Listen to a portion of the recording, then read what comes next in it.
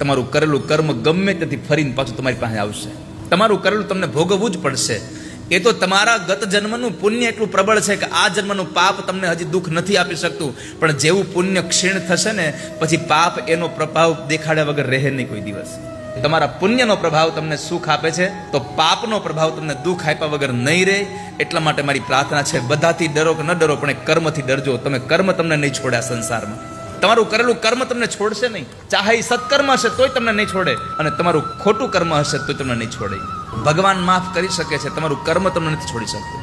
માટે પાપના પોટલા ન બાંધશો. તમારે તમારી લાઈન મોટી કરવી છે તો બીજાની લાઈન ભૂસવાનો પ્રયત્ન ન કરો, તમે તમારી લાઈન મોટી કરો.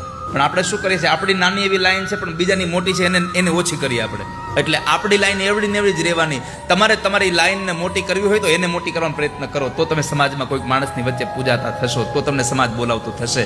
બાકી કોકના પગ ખેંચવા બેસજો તમે નીચે રહો, હાથ પકડો તમે ઉપર ચડી જશો. હાથ પકડી લો. પગ પકડશો તો પગમાં જ રહો, હાથ પકડશો તો ખંભે પહોંચી જશો. હવે તમારે ક્યાં પહોંચવું છે એ તમારા હાથમાં છે.